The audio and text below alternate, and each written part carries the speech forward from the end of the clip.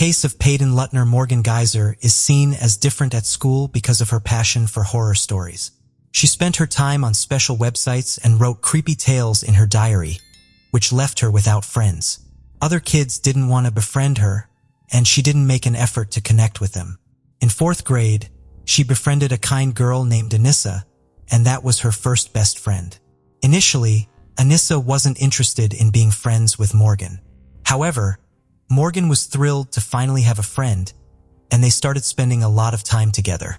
In October 2013, they met another girl named Peyton, and the three of them became friends at school. Anissa was a typical student who did well academically and was favored by teachers, leading many classmates to seek her help with homework. Despite their friendship, Peyton and Morgan often clashed. Morgan found Peyton aggressive and unpleasant, while Peyton felt similarly about Morgan. Then Morgan and Anissa grew very close due to their shared love of horror stories. However, Peyton didn't like that. She mentioned her concerns to her parents, and they advised her to stay away from friends who were obsessed with horror stories. They believed that Morgan and Anissa were a bad influence on Peyton. Despite her parents' warnings, Peyton chose to stay in touch with Morgan and Anissa, unaware of the danger that was about to unfold. On May 31, 2014, Morgan, Anissa, and Peyton went to the park for a picnic to celebrate Morgan's 12th birthday. Later, a cyclist found Peyton bleeding and called 911. An ambulance rushed her to the hospital and doctors worked hard to save her life. Peyton had suffered 19 stab wounds to her arms, legs, and torso. The police launched an investigation into the brutal attack and determined that she had been in the park that day with Morgan and Anissa. Morgan and Anissa were all 12 years old, just like Peyton. Because of their age, the police tried to question them gently to avoid causing any trauma. Morgan was sweet and answered the questions calmly and honestly. She inquired about Peyton's condition and whether she was dead. When the investigator asked why Morgan had hurt her best friend, Morgan replied that it was necessary. She shared that the crime had been premeditated. 6 months prior, they had planned it carefully, but they couldn't do it until May 31st. On that day, they played video games, dressed up, and had fun, then prepared to go to the park. Peyton noticed that Morgan had packed a backpack for the trip, which contained clothes and granola bars. When Peyton asked why they needed supplies, Morgan said it was in case they wanted a snack. And in the backpack, there were also pictures of Anissa's parents and Morgan's parents. They took these photos with them because they weren't sure if they would be able to return home. No one witnessed Anissa putting a knife in the bag. The group first played on the playground, then went to the restroom. While there, Anissa and Morgan whispered to each other. Then, Anissa told Peyton to go into a stall, although Peyton was confused about why. Anissa and Morgan had a different motive. They believed it was easier to harm someone in a dream since a person doesn't resist, making the act simpler. They pushed Peyton into a stall and backed her into a corner. Morgan reminded Anissa of their agreement that she would be the one to perform the act. They hit Peyton's head against the wall and then stepped out of the stall to plan their next move. They returned to Peyton and suggested playing hide and seek, with Morgan being the seeker. Anissa instructed Peyton to lie down in the bushes to hide, which was actually their intention all along. They began to push Peyton down, and Anissa gestured to Morgan for her to lie flat. Morgan then signaled that Anissa should stab her. Anissa knocked Peyton down to the ground, and then Morgan rushed over and tried to take charge. Morgan insisted she could handle it alone, claiming she knew the weak points to attack because she had watched the movie Doomsday. However, Anissa would not agree, and they started arguing about who was going to kill Peyton. Morgan believed Peyton was too distracted by the flowers to hear their conversation. In that moment, Anissa stabbed Peyton with a knife and then handed the weapon to Morgan. Morgan then jumped on Peyton and began to stab her repeatedly. Anissa stepped back to watch as Morgan continued, and afterward, Morgan walked away from the scene covered in blood. In distress, Peyton screamed that she had trusted them and that she hated them. Anissa simply told her to lie down quietly. Peyton tried to stand up but was unsuccessful. She fell down and said she couldn't breathe and couldn't see clearly. In distress, she begged Anissa and Morgan for help. Morgan approached her and attempted to clean the blood off her body with leaves, but it was ineffective. Peyton asked Morgan not to touch her. They pretended to go for assistance, but actually ran away, leaving her there to die. They went to a Walmart, where they entered the restroom to wash the blood off their hands and tried to remove the stains from their clothes, but they were unsuccessful. During questioning, Morgan expressed uncertainty about whether she wanted to see her parents, which might indicate issues at home. Morgan revealed that Anissa had convinced her that Peyton needed to be killed to appease the fictional character Slender Man. Otherwise, he would harm their families, and they felt compelled to act. Morgan admitted that she understood what they were doing, but she didn't want to upset Anissa. Slender Man is a fictional character, tall and faceless, known for abducting children. Morgan and Anissa were obsessed with him and wanted to be his assistants, believing they could prove his existence. They fantasized about living in his mansion in the forest, not realizing he was just a made-up character. They were convinced that they had seen him in real life. Anissa was very emotional during the interrogation, struggling to hold back her tears. She explained that both she and Morgan heard voices, which led them to commit their actions. Anissa stated that in December 2013, Morgan suggested they become assistants to Slender Man, and Anissa agreed. Morgan claimed she made a deal with Slender Man, asserting that they needed to kill Peyton to avoid him coming after them and their families. For this reason, they were forced to kill their friend, Peyton. They talked about the case on the bus ride to school, discussing it in whispers so as not to be overheard. They were aware that their plan was dangerous. Anissa mentioned that Morgan brought a knife, which she tucked into her belt under her sweatshirt. This contradicted Morgan's own account, which said the knife was in Anissa's backpack. According to Anissa, all the stabs were performed by Morgan, insisting she did not participate because she considered herself a good person and was too squeamish about blood. However, her clothes had blood stains, making her statement seem unconvincing. They exchanged blame for the incident. After leaving Walmart, they walked to a national park in Wisconsin, believing that Slender Man lived there. Anissa claimed to have seen him. She described him as a tall man in a suit with no face, just a white mask. Anissa said that on the way, they argued because they felt guilty towards Peyton, whom they left behind in the woods. They began arguing about their actions. They realized that returning home would lead to their arrest. Anissa regretted the incident, while Morgan remained calm and unrepentant during the interrogation.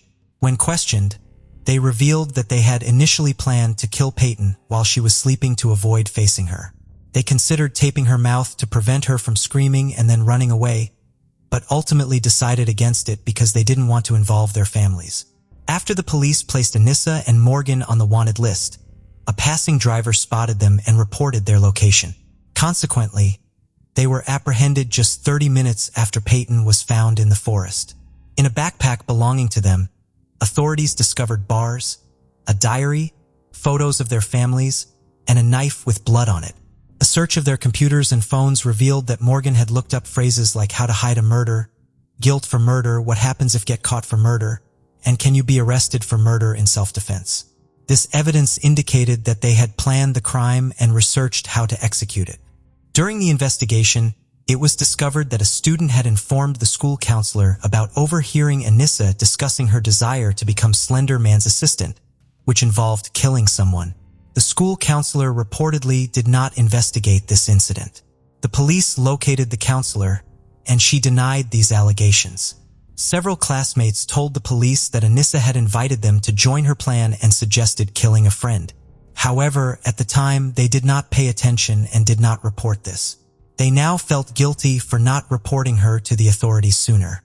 On Anissa's phone, a breakup message was saved in the archive, with a dispatch date of May 28th. The message said that her final wish for those who cared about her was not to be saddened by her absence. She expressed that she loved them and would not harm them. She wished for all her belongings to go to her parents and sent her best wishes to everyone who knew her. In school lockers, drawings depicting bloody characters, knives, and Slender Man were discovered. After realizing Anissa and Morgan had abandoned her and no one was coming to help, Peyton didn't give up.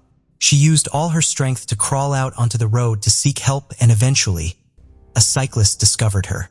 Due to the intense pain, she could not speak and could only nod. She was nearly unconscious. she suffered life-threatening injuries, including one just a few millimeters from her heart. Then she was taken to intensive care and doctors managed to save her life. Once she regained consciousness, she underwent a long recovery process, both mentally and physically. She often has nightmares about her friends and is always in a state of anxiety. She recalled that before stabbing her, Morgan expressed regret, stating that this was the only way to save her from Slender Man, who was supposedly stalking her. Morgan's parents and Anissa's parents were aware that their daughters were interested in Slender Man and other horror-themed characters, but they did not see any issues with this interest. However, they were unaware of the deep fear their daughters had about Slender Man, so they took no action. Teachers characterized Morgan as a peculiar, quiet girl who preferred to be alone, and her classmates often chose to avoid her. One day, Morgan ran through the school claiming that Snape from Harry Potter was stalking her, but others dismissed it as just a fantasy. On another occasion, students saw her in the bathroom with blood on her fingers, which was alarming. A teacher reported this to Morgan's mother, who responded that her daughter had simply been watching too many scary stories. The teacher then advised Morgan to stop watching horror tales, but she ignored this advice. Later, she brought a hammer to school, which was noticed when it fell out of her locker. When she was called to the principal's office, Morgan claimed she needed the hammer. Morgan's mother was notified by the teacher about her daughter's concerning behavior, but she didn't take the issue seriously. Morgan's classmates noticed that she carried a diary in which she wrote her thoughts, including unsettling content about death, that frightened them. The teacher raised the matter with her mother again, but she dismissed it. 12-year-old Morgan Geyser and her friend Anissa were charged with attempted first-degree murder. During the trial, Anissa said she felt the situation was not serious, thinking that she and Morgan were merely playing a game. She didn't understand the gravity of their actions until Morgan began to stab Peyton. Anissa stated that she didn't intend to hurt anyone. Her goal was to prove the existence of Slender Man and find different ways to do so. They were scared that if they didn't go through with their plan, Slender Man would come after them, which drove their actions. Anissa and Morgan felt deep remorse for their actions. Morgan was diagnosed with early-stage schizophrenia, a condition that was later determined to be hereditary, as her father also had the illness. She pleaded guilty, but under a plea agreement, she was found not guilty by reason of mental illness. Consequently, she was sentenced to 40 years of treatment in a psychiatric hospital. Anissa also pleaded guilty to being an accomplice in attempted premeditated murder. However, the jury found her not guilty due to mental illness, concluding that she could not differentiate between reality and her fantasies. She received a sentence of 25 years of treatment in a psychiatric hospital. In the summer of 2021, the court approved Anissa's request for early release after doctors confirmed that she no longer posed a threat to herself or others. On September 13, 2021, 19-year-old Anissa was released from the psychiatric hospital. She now lives with her parents and intends to continue her education and seek a part-time job. Anissa is under constant GPS surveillance and her internet activity is monitored to prevent her from visiting horror story websites.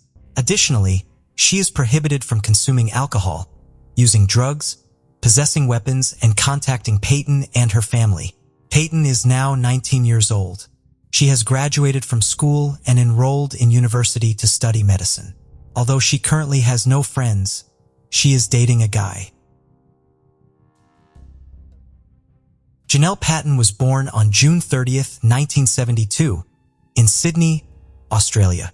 She was an only child, and her parents lavished all their love and attention on her. From a very young age, Janelle developed a passion for music. She played both the piano and clarinet and was active in her school's music group. After finishing high school, Janelle went to university to study medicine. But after just a year, she decided to drop out and focus on her career. She got a job at a bank and spent the next few years working her way up. Over time, though, Janelle started feeling that big city life, with all of its challenges and stresses, was taking a toll on her, and she began thinking about moving somewhere quieter. In October 1999, at 27 years old, Janelle decided to move to a small island called Norfolk. The island was nearly 1,000 miles from Australia. Back then, Norfolk had its own custom regulations and local laws, making it pretty independent from the mainland, but it was still considered part of the country. With a population of around 2,000, everyone in Norfolk knew each other, and because it was so isolated, new faces were rare except for tourists. The island was a popular spot for visitors from both Australia and New Zealand, which was a bit closer. Janelle quickly found a job at a local hotel, got to know the island's residents, and eventually settled into their laid-back way of life.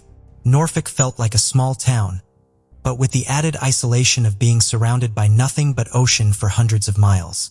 Because of that, locals really tried to get along. After all, they didn't have much choice. In late March 2002, a year and a half after moving, Janelle's parents decided to visit her for the first time, and she was really excited. They arrived on March 30th, and Janelle spent the whole day showing them around, introducing them to the island's main sights and the locals. The next day, Janelle had a morning shift at the hotel, so they planned to meet up as soon as she finished work. She had rented a small cottage on the property of a local woman, but it wasn't big enough to fit her parents, so she booked them a room at a hotel. That morning, Janelle finished her shift around 11 a.m. and set off on her daily walk, something she did regularly.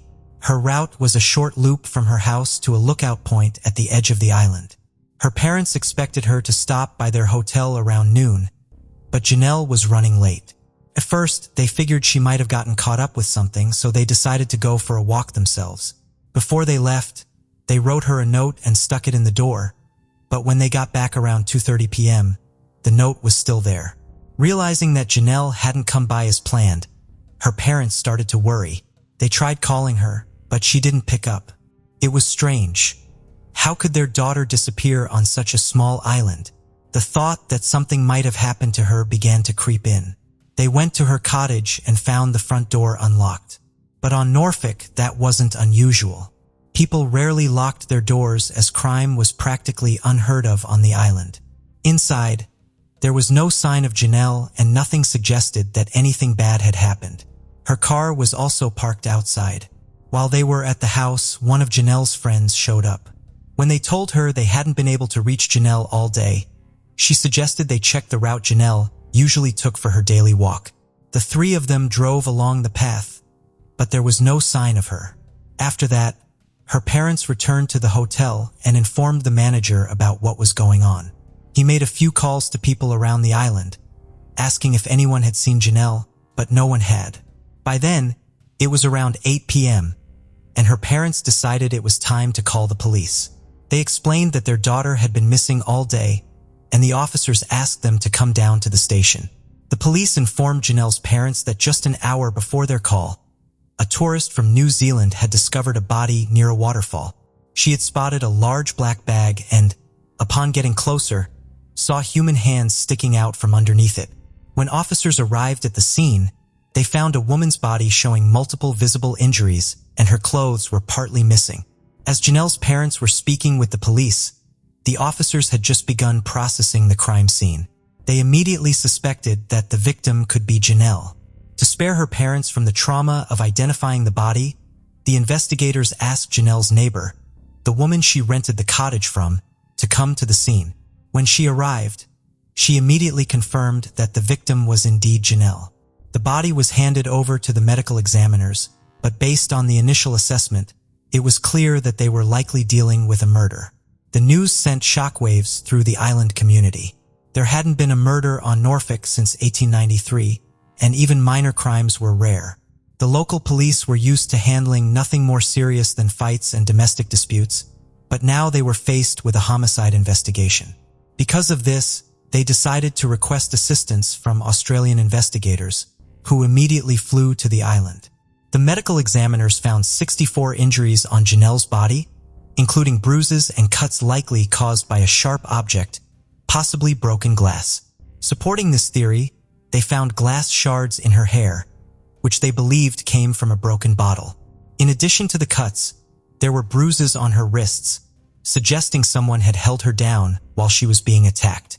This led the investigators to consider that there may have been more than one person involved in the murder. Alongside the cuts from the glass, there were also stab wounds, indicating a knife had been used in the attack as well. Forensic experts found microscopic traces of green and white paint on Janelle's body. These particles were also present on her clothing and in her hair.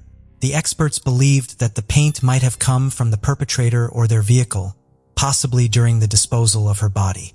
Although part of Janelle's clothing was missing, which initially pointed to a possible sexual motive, the forensic team found no signs of sexual assault. However, they did recover a foreign DNA sample from her body, but it belonged to an unidentified female. The investigation was further complicated by the fact that around 3:30 p.m. on the day of the murder, a brief but intense rainstorm swept across the island. This downpour may have washed away crucial evidence, such as footprints, blood, or other biological samples. However, the rain did help establish a timeline. There were puddles in the black plastic sheet covering Janelle's body, indicating that it had been left there before the rain started. This meant that Janelle had likely been dead and lying there for at least 3 hours before she was discovered. While the forensic experts were busy searching for clues, the police began piecing together the final hours of Janelle's life. They discovered that after finishing her shift, Janelle stopped by a store before heading home. Around the same time, her landlord arrived and saw Janelle leaving for her usual walk. About 10 minutes later, another local resident drove past Janelle on the road. The next person to see her lived near the end of that route and spotted Janelle standing next to a white car talking to the driver. According to the witness, she thought there were 2 men in the car, but admitted it was possible there could have been only one. 5 minutes later, 2 more witnesses who lived close to the road reported hearing what sounded like a child crying in the distance. Another man said he heard a scream, but by the time he went outside to check, the noise had stopped. Based on this information, the police concluded that the attack on Janelle likely took place around 11:45 a.m., just half an hour after she had finished her shift. With no strong leads, the police sent the black plastic sheet that Janelle's body had been wrapped in to the mainland for more advanced testing. Sometime later, the results came back. Forensic experts had found 10 different fingerprints on the sheet, but all of them were partially smeared. Despite this, the detectives decided to try matching the prints. They compiled a list of everyone who had been on the island the day of the murder, which amounted to more than 2,700 names, including both locals and tourists. The police asked all individuals between the ages of 15 and 70 to voluntarily provide fingerprints and DNA samples, but only half complied. Out of 1,300 sets of fingerprints, the experts couldn't find a single match. With no results from the prints, the investigators decided to shift their focus to potential suspects among Janelle's acquaintances. Her diary proved to be a key source of information. It contained detailed entries about life on the island and her relationships with its residents. From the diary, police learned that Janelle had a strained relationship with one of her friends. When Janelle first moved to the island, this woman helped her find a temporary place to live at her friend's house. However, Janelle didn't stay there long, apparently due to some disagreements. But even after Janelle moved out, this man continued to act suspiciously. Several witnesses reported that he had once threatened Janelle in the middle of the street. Police also discovered that after her body was found, he asked a friend to provide him with an alibi and say that they spent the day together, even though it wasn't true. The reason behind his behavior remained unclear, but the police uncovered an interesting detail. It appeared that he was in a secret relationship with Janelle's friend, the one who had helped her with housing, despite the fact that the woman was married with children. Janelle had written about their affair in her diary, and it was possible that the couple wasn't happy she knew about their secret. Despite this, both the man and the woman provided their fingerprints, and neither matched those found on the plastic sheet. The police also searched their homes and cars, but found no incriminating evidence. The next suspect the police looked into was a man Janelle had been dating for 9 months. He was investigated for possible involvement, but once again, the police couldn't find any evidence linking him to the crime. Janelle's diary also mentions several other people with whom she had tense relationships, but all of them agreed to provide their fingerprints and DNA samples, and none of them matched. At one point, the police even considered Janelle's parents as suspects, since the murder occurred the day after they arrived on the island, but this theory also led nowhere. Eventually, the investigation hit a dead end. For months, the police tried to identify new suspects and re-examine the existing evidence, but every lead turned into a dead end. They even announced a substantial reward of $300,000 for information about the case, but none of the tips brought them any closer to finding the killer. 2 years later, investigators reopened the case and decided to re-examine the fingerprint samples they had collected from locals and tourists. This time, they also included prints from suspects in other recent cases on the island. Since all the prints were stored on paper, experts had to compare them manually. The process took a while, but eventually detectives got a breakthrough call. The fingerprints of a suspect in another case matched 2 prints found on the black tarp used to wrap Janelle's body. That suspect was 26-year-old Glenn McNeil. Shortly after Janelle's murder, police had questioned him in connection with a home invasion, but he wasn't arrested. Despite this, they had taken his fingerprints, which had been stored with the case file ever since. Police also learned that in 2002, McNeil owned a white Honda, matching the description of the car a witness saw near Janelle just minutes before her death. Another curious fact was that McNeil had left the island shortly after the murder. He had moved to Norfolk from New Zealand in 2000 with his wife and worked as a chef, but they later divorced, which also happened around the time of his move from the island. At the time of the investigation, McNeil was living in New Zealand with his new wife and 2 children, which made it difficult for the police to question him. However, they realized that he likely hadn't taken his car off the island, so they decided to search for it, hoping forensic experts could examine it for evidence. Before long, they found it. The white Honda had been abandoned on someone's property, not far from his old house, overgrown with weeds. It was handed over to forensics, and investigators got a warrant to search the house where McNeil had lived during his time on the island. When the experts thoroughly examined the car, they discovered traces of white and green paint that matched the paint particles found on Janelle's body. There were also a few glass shards, and similar fragments were found in his former home. An expert was called in to analyze the samples, and he confirmed that the glass shards from the car, the house, and the ones found on Janelle's clothes and body not only matched but were produced at the same time for a specific type of product. He also discovered parts of an engraving on one of the shards, which turned out to be the name of a wine. This confirmed that all 3 sets of glass shards came from the same wine bottle. In the backyard of McNeil's former house, the police found a black tarp exactly like the one used to wrap Janelle's body. They also discovered several human hairs and some biological traces in the trunk of his car. But unfortunately, both pieces of evidence had deteriorated over time, so the experts couldn't extract any DNA. Not giving up, detectives sent the hairs to a lab in the US, which had the most advanced technology at the time. But the process dragged on for a year. The first lab was overloaded and couldn't get to it right away. In the end, one of the detectives had to fly to the US to hand the samples to a different lab. Finally, in early 2006, the police got the result they were looking for. The hairs were confirmed to belong to Janelle. With all this evidence coming together, detectives secured an arrest warrant and headed to New Zealand to take McNeil into custody. He was then extradited to Australia, where he was officially charged with Janelle's murder. During the first interrogation, McNeil, to the surprise of the detectives, started confessing right away. He claimed that, on the morning of the murder, he smoked some weed and went for a drive around the island. At some point, he bent down to grab a pack of cigarettes, lost sight of the road, and hit something. At first, McNeil thought he'd run over an animal, but when he got out of the car, he saw a person lying underneath it. Panicking, he loaded the body into his trunk and drove home, where he spent hours using drugs. A while later, he started hearing noises coming from the trunk and realized the woman was still alive. That's when he grabbed a kitchen knife, opened the trunk, and stabbed her multiple times.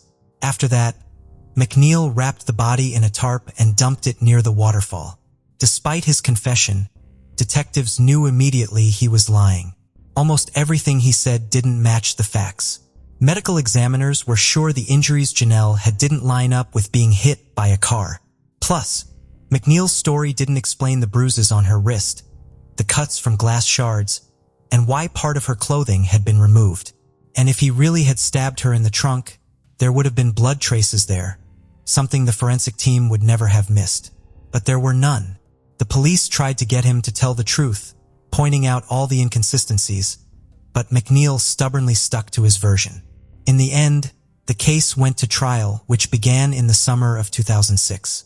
It was held on the island, and the jury was selected from the local residents. At the first hearing, McNeil claimed he had nothing to do with the murder, and even said he didn't remember giving any confession to the police. He blamed his memory lapse on supposed mental health issues, although there was no medical proof to back up his claims. But by the time the trial began, the detectives had dug up something interesting. They knew McNeil's defense team would focus on the fact that female DNA was found on Janelle's body. It wasn't just on her clothes. It was also under her fingernails, which suggested she might have scratched a woman in a struggle before she died. This raised the possibility that a woman was involved in the murder and could have jeopardized the whole case. After McNeil's arrest, the investigators questioned everyone who knew Janelle, asking if there was any connection between her and McNeil. One of her friends remembered something odd. Just 2 or 3 weeks before Janelle's death, she had asked her friend if she knew a woman named Alicia and her husband, Glenn McNeil. The friend replied that she didn't know them personally but had seen them around. Janelle didn't explain why she asked that and just changed the subject. This same friend also mentioned that on the day of the murder, she was working at a hotel and spotted Alicia outside acting weird. Alicia was covered in something red, and when the friend asked if everything was okay, Alicia, who seemed a bit shaken, simply said it was just paint and walked away. For some reason, the witness didn't think to tell the police about this at the time. She didn't realize it could be connected to Janelle's murder until detectives asked her about McNeil and his wife. Alicia was called to testify in court but insisted she had nothing to do with the murder. We still don't know if the police compared her DNA with the female sample from Janelle's body. Interestingly, later on, Janelle's friend changed her testimony and claimed that a religious cult of 6 people was behind her murder. This revelation shocked investigators, casting doubt on all of her previous statements. As for McNeil, he continued to deny any involvement in the murder, still insisting he didn't remember confessing. But despite his claims, with all the evidence presented, the jury found him guilty. On March 9, 2007, he was sentenced to 24 years in prison. Even though the case seemed closed, many people continued to question whether McNeil was truly the killer. The most popular theory, based on witness statements and the nature of the injuries, suggested that he may not have acted alone. Either he killed Janelle with someone else or helped someone dispose of her body. A few years after the trial, McNeil suddenly claimed he knew who really killed Janelle. According to his new story, it was a man who had been selling him drugs. McNeil said that on the morning of the murder, he was at home when this man and his wife showed up. The man told him there was a body in his trunk and ordered McNeil to get rid of it, threatening to harm him and his wife if he didn't comply. Scared for his life, McNeil did as he was told. He moved the body into his own car, wrapped it in a tarp, and took it to the waterfall. He also claimed he wore medical gloves while doing this, but the detectives quickly pointed out a flaw in his story. There were several of his fingerprints on the tarp, which wouldn't have been there if he had used gloves. Plus, he claimed he buried the gloves in his yard, but when police dug up the area, they didn't find anything. McNeil also named the man he claimed killed Janelle, and this guy was indeed suspected of selling illegal substances. When police checked McNeil's phone records, they found he had been in regular contact with him. However, this only suggested that McNeil was buying drugs from him, not that the man was involved in the murder. In the following years, several more theories about this case emerged, each one more dubious and contradictory than the last. Some media even suggested that Janelle was a secret police informant, claiming that could have been the real motive for her murder. But no solid evidence was ever found to support this theory, or any of the others. On February 1, 2024, McNeil was released from prison early and deported back to New Zealand. He will remain under supervision while on probation, but technically he is now a free man. Throughout all these years, McNeil has stuck to his story that other people were responsible for the murder. Maybe one day he'll change his story again and we will finally learn the truth. But until then, this case remains filled with unanswered questions. The case of Linda Loaiza. Linda Loaiza was born on December 12, 1982, in La Victoria, a city in the state of Mérida, Venezuela. She grew up in a modest family and had 10 siblings. From an early age, she developed a strong interest in animals and often helped her parents with their livestock business. This passion prompted her to enroll in an agricultural engineering school.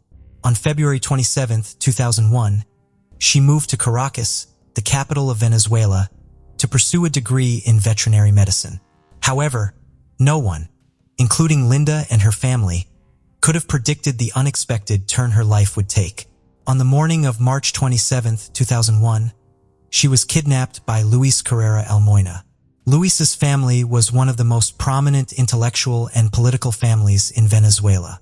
He is the second son of Gustavo Carrera, a renowned researcher, writer, and university professor who was a member of the Venezuelan Language Institute and a former rector of the National Open University. Luis's uncle is a notable intellectual and academic figure in Venezuela. His family is very influential, with many members involved in the Communist Party of Venezuela. Luis's mother, who died in 2000, was also a talented researcher, writer, and professor at the Faculty of Humanities and Education at the Central University of Venezuela. Luis's aunt, along with his sister, had close ties to the government during the Chavez era and were involved in promoting cultural ties linked to socialism. Luis is considered an agricultural engineer and rancher, and he is the son of a school principal from the upper class. However, in reality, he has no stable job or permanent residence. Instead, he relies on his father's financial support and reputation. As a young man, Luis attended a private high school in a wealthy area of eastern Caracas and spent some time living in France. Those who knew him often described him as sociable and self-promoting. On March 27th, Luis, then 36, kidnapped 18-year-old Linda at gunpoint. The next morning, Cecilia Lopez noticed that her sister had not returned home. The sisters lived together and were both planning to move to the capital for college. Concerned, Ana reported Linda's disappearance to the police, but they told her it was too early to start looking for her. Shortly thereafter, a stranger called Anna and said her sister would not be returning. When Anna tried to call back, she reached an answering machine. Turned out that Luis, the kidnapper, had made the call. Anna went to the police at least 6 times, but they did not file a complaint or take any action. Instead, they reassured her that Linda and Luis were likely in a romantic relationship and that it was best not to interfere. Occasionally called Anna to reassure her that Linda was fine and studying to pursue a modeling career. However, 2 months after the kidnapping, on May 26, 2001, Anna reported the incident to the police, who began an investigation. The police attempted to contact the owner of the phone number associated with the case, and left several messages urging him to voluntarily turn himself in. One morning in March, just weeks after arriving in Caracas, Linda left the building where she lived. She was carrying a thesis and some documents to submit to the Ministry of Education.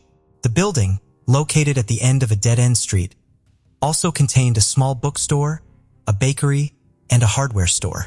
As she stepped outside, Luis approached her from behind, threatened her with a weapon, and dragged her into a burgundy-colored van.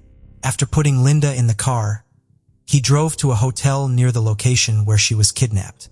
Linda was terrified immediately after the incident. He was much taller and stronger than she was, looked well-groomed, but acted aggressively and threatened her with a weapon throughout the trip. He warned her that any attempt to resist would result in her death. He arrived at a hotel.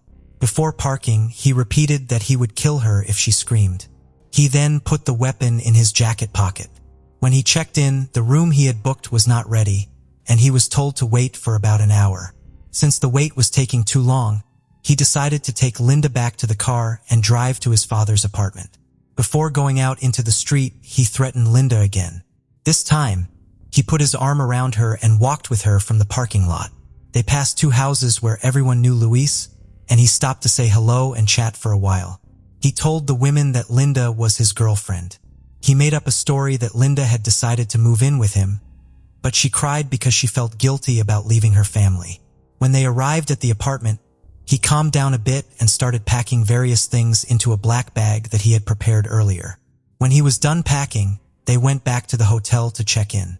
After checking into the hotel, quickly inspected the room, looking at the doors, windows, curtains, and bathroom. Meanwhile, Linda noticed a door leading to the next room and considered using it to escape. However, Luis sensed her intentions and asked the hotel staff to change rooms. They were quickly moved to another room. Luis meticulously planned his actions. Inside the room, he made sure the security chains were fastened. The locks were secure. The TV was blaring loudly to drown out Linda's screams. The curtains were drawn tight, and he kept a weapon ready to intimidate her into submission. Linda later described her first night of captivity as terrifying and hopeless. For 112 days, Linda endured severe psychological, verbal, and physical abuse. The ordeal began in a hotel and continued in an apartment in eastern Caracas. Every day, Luis treated Linda like a slave, subjecting her to relentless abuse. On July 19, 2001, Luis left the apartment and forgot to handcuff Linda. She managed to use her remaining strength to reach the window and scream for help. Firefighters finally arrived and climbed onto the balcony to rescue her. When they entered the apartment, they witnessed a heartbreaking scene. The place was covered in trash, and Linda weighed only 32 kg. Although she was rescued, the memory of that moment still makes her extremely sad. Linda was severely injured, with bruises and broken bones in many places on her body. Her face and mouth were disfigured due to the abuse. Luis forced her to take drugs, gave her very little food, and kept her in poor living conditions. On the day of her rescue, there was a 5-hour delay between the arrival of the fire department and the time she was taken to the doctor. Linda's health was so critical that she could have died at any moment. During her captivity, her life was constantly in danger. After her rescue, she underwent 15 complex surgeries and was hospitalized for more than a year. Shocking photos of her condition appeared on the front pages of newspapers, highlighting the brutality of her situation. The community saw Luis as a monstrous figure and the embodiment of evil. However, Linda's real struggle was only just beginning. After enduring the abuse, she now faced another challenge: Luis's punishment. In an interview, Linda expressed that although her body bore many scars, the deepest pain was in her heart. This trauma is not only hers, but also symbolizes the pain of all women who have suffered abuse from men who have gone unpunished. Linda was probably not Luis's first or last victim. Although she escaped, his life remained unchanged as the police did not take action against him. Determined to seek justice, Linda chose to pursue a career in law. She earned a law degree and a master's degree in human rights. She repeatedly pointed out that Luis's socio-economic status had a significant impact on both the investigation and the court's decisions.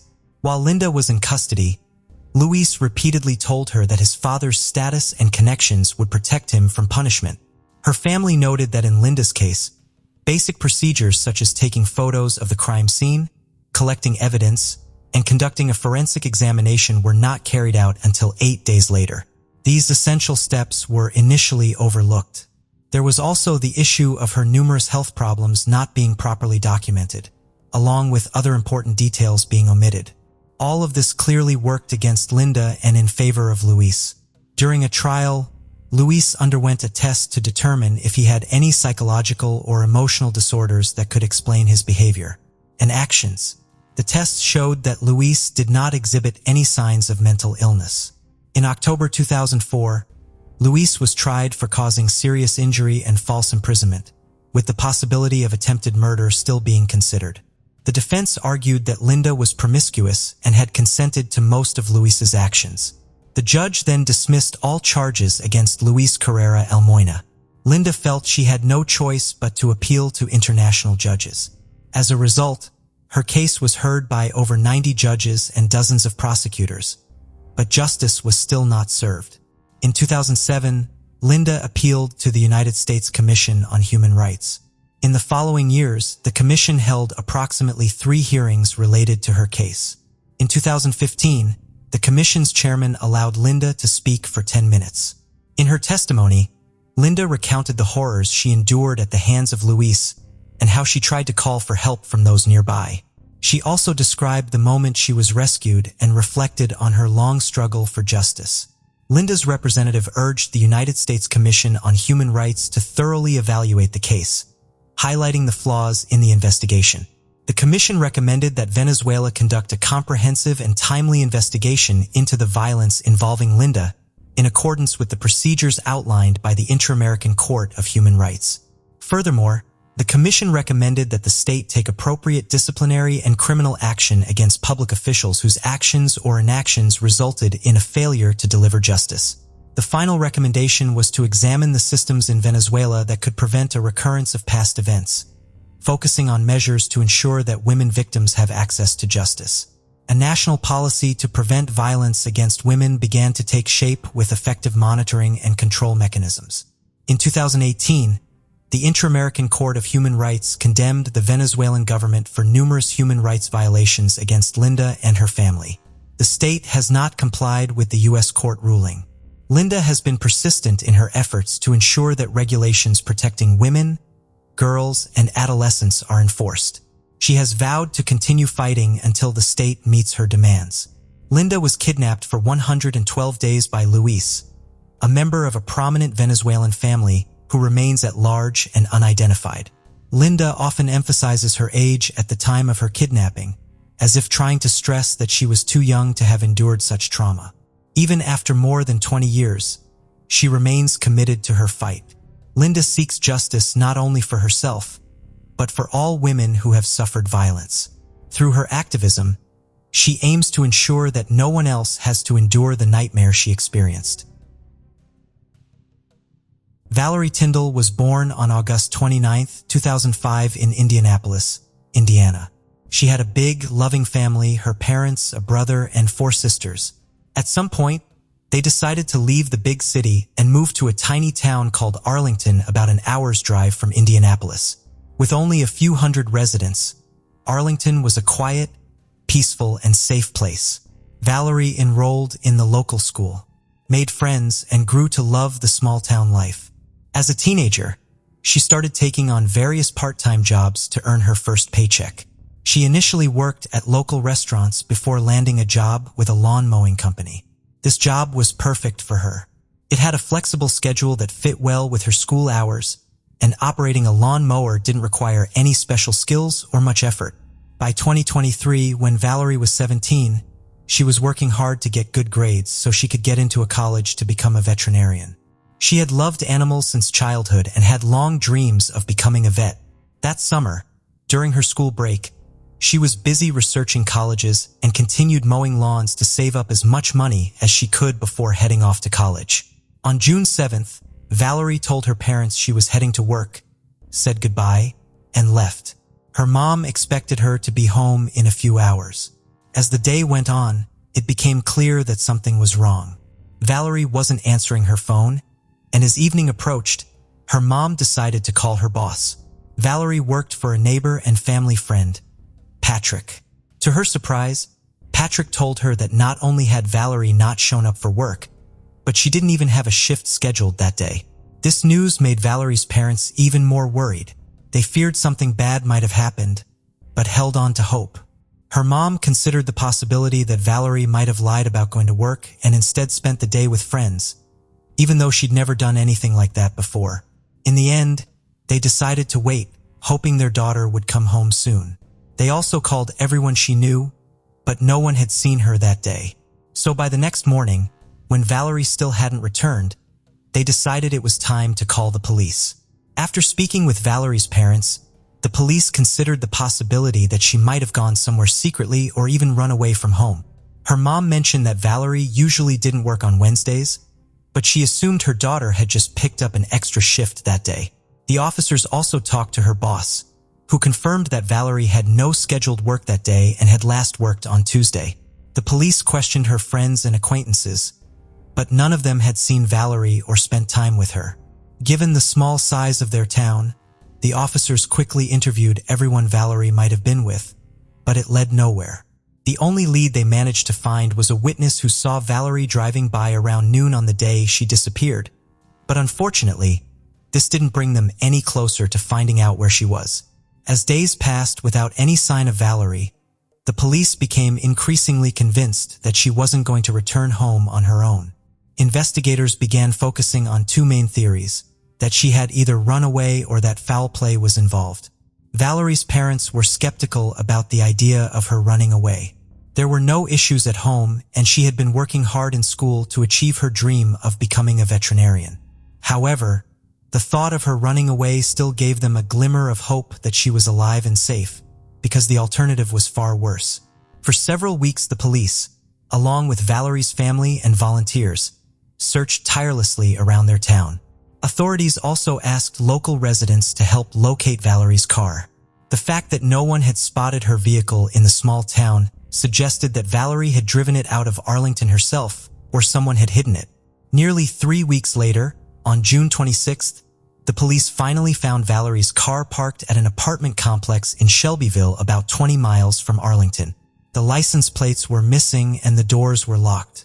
There were no signs of a struggle or any useful clues inside the car, but detectives quickly uncovered an interesting detail. The apartment complex where the car was found was a client of the lawn mowing company where Valerie worked. Despite this, Valerie's boss, Patrick, had insisted she wasn't scheduled to work that day. The investigators began to suspect that he might be hiding something and started looking more closely at him. After interviewing residents in the area around the apartment complex, they found another witness who had seen Valerie on the day she disappeared. But she wasn't alone. Her boss, Patrick, was in the car with her. Hearing this, the detectives went to question Patrick. He stuck to his story, claiming he hadn't seen Valerie that day. But when the police informed him that a witness had placed him with Valerie and that her car had been found, his story suddenly changed. Patrick admitted that he had indeed seen Valerie that day. According to his new version of events, they met up in Shelbyville and Valerie asked him to drive her to a small town called Homer a few miles from Arlington. She claimed she was planning to run away from home and that someone would be waiting for her there. Once they arrived, Valerie got out of his car and into another vehicle driven by an unknown man, and they drove off together. Patrick added that the next day, he picked up Valerie's car and left it in the parking lot of the apartment complex where the police later found it. He insisted that he was only trying to help her, but investigators quickly spotted inconsistencies in his story. They had already checked the location data from Valerie's phone, which showed that it had last been active in Arlington, not in any other town. This suggested that something might have happened to her in Arlington, and they confronted Patrick with this information. To their surprise, Patrick changed his story again. This time, he claimed that they met near the apartment complex in Shelbyville, after which Valerie got into his car and they drove to his house. He then left Valerie at his home alone when he went to work, and when he returned, she was gone. Naturally, the detectives found this version even less credible than his previous ones. They asked Patrick to hand over his phone, and he agreed. The detectives found text messages exchanged with Valerie on the day she disappeared. At 11:23 a.m., Valerie had sent him a message saying, "I'll be there soon," and a few hours later had replied, "Where are you?" He sent the same message again a little later, but there was no response. All of this raised serious suspicions, and the detectives were highly doubtful of Patrick's truthfulness. They decided to speak with Valerie's parents to ask if they had noticed anything unusual about Patrick's behavior. Valerie's mom shared that Patrick did sometimes act strangely. He had built a close friendship with Valerie, spending time with her outside of work, giving her gifts, and even taking her shopping. Sometimes, the 59-year-old man seemed to behave more like a jealous boyfriend than a boss. However, Valerie's mom didn't take these concerns too seriously. Patrick was a close family friend, and Valerie was friends with his daughter, so her mother assumed he was just being supportive. Yet, one particular incident stood out to her as especially suspicious. Patrick once invited Valerie to visit an aquarium in another city. Her parents allowed her to go, thinking that Patrick was taking his entire family, but they later found out that he went alone with Valerie, which her parents found quite odd. Valerie's mom also mentioned that on the night of June 7th, Patrick and his wife came over to visit their house, where he suggested that Valerie might have run away and might never come back. She also brought up one curious detail that caught the detective's attention. Patrick had been tracking Valerie's phone location through a special app. He claimed this was for work purposes, but the detectives immediately noticed something strange. If Patrick could simply open the app and see where Valerie was, why did he send her several messages asking, "Where are you?" on the day she disappeared? After piecing together all the information, the detectives were nearly convinced of Patrick's involvement in Valerie's disappearance. However, with only circumstantial evidence and no clear idea of Valerie's current whereabouts, they couldn't yet hold him accountable. Still, the police decided to arrest Patrick for providing false statements, as he had broken the law by lying about not seeing Valerie on the day she vanished. He was formally charged, and the police continued to think what to do next. This move was largely driven by the detectives' hope that after his arrest, Patrick might eventually tell them the truth, but he continued to insist that he had nothing to do with her disappearance. The next step was to obtain a warrant to search Patrick's home, but this process proved difficult. Without any solid evidence, it took several months. Eventually, the police uncovered another suspicious detail. Several of Patrick's neighbors reported that the day after Valerie disappeared, he dismantled and burned his garage in the middle of the night around 2 a.m. Finally, on October 11th, the police secured a warrant and went to search Patrick's property. His house sat on a vast piece of land with a pond in the middle. For search dogs immediately indicated that there was a sense of human remains coming from the water, so investigators focused their search there. However, no remains were found in the water. The expert suggested that a body might have been near the pond at some point, causing the scent to seep into the water. The police then expanded their search across the property. They requested a helicopter equipped with ground-penetrating radar, and from the data collected, they created a map highlighting areas with some signs of digging. Given the size of the property, the search extended for several weeks. This continued until November 28th, when the police focused their attention on a large pile of construction debris mixed with soil. After clearing the debris, they uncovered 2 wooden crates beneath it. The first contained old VHS tapes and documents, though the police have not yet disclosed their contents. In the second crate, they found human remains wrapped in black garbage bags. The level of decomposition made it impossible to visually identify the person. But the detectives noticed the nails of the deceased were painted in the same color as Valerie's on the day she disappeared. The remains were sent to medical examiners, who quickly confirmed that they belonged to Valerie Tyndall. Following this confirmation, was charged with her murder, and the detectives brought him in for questioning. Now that Valerie's body had been found on his property, Patrick did not deny his involvement. However, his account once again raised serious doubts. According to his account, they met that day near the apartment complex in Shelbyville for work, after which they went to his home, where his office was also located. Patrick claimed that Valerie began to blackmail him. He insisted that she had been trying to seduce him for some time and that on that day she demanded a new car. If he didn't comply, she threatened to tell everyone he had seduced her, destroying his life. Patrick said he panicked and a heated argument ensued, escalating into a physical struggle. In the midst of this, he grabbed his belt and strangled Valerie. Afterward, he moved her body to his office and hid it there. The next day, he went to a store, purchased some wooden boards, and made 2 makeshift coffins. In one, he placed Valerie's body, and in the other, he stored documents and old videotapes. He also wrapped the body in garbage bags and duct tape to mask the odor of decomposition. Patrick then decided to hide the crates in a pit that was already on his property. But he needed something to cover them. So he used the construction debris, which was plenty on his land, and buried the coffins under a layer of soil to secure them. As for the burned garage, the purpose of his action remains unclear. Given that he burned it shortly after the murder and in the middle of the night, it likely has some connection to the crime. Perhaps he needed to destroy certain evidence, and the garage demolition was just a cover for the large fire. It's worth noting that the pit where he buried Valerie's body was only 100 yards from her parents' home, who had been searching for their daughter for almost 6 months. When police asked him how he felt after committing the murder, Patrick calmly stated that nothing in his life had really changed. Naturally, the detectives were skeptical of his entire story. It all seemed like Patrick was trying to portray himself as the victim, justifying his actions by claiming he was being blackmailed.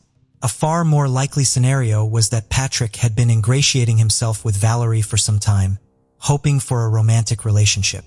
On the day of the murder, he might have brought her to his home and attempted to initiate an intimate encounter. But when Valerie refused, he panicked at the thought she might tell her parents and decided to kill her. Another detail that cast doubt on Patrick's version of events was the testimony from Valerie's relatives. They mentioned that she loved her car and even said once that she wanted to drive it for the rest of her life.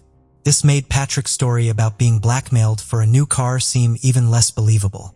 After charges were brought against Patrick, detectives uncovered several more intriguing pieces of evidence that further built the case against him.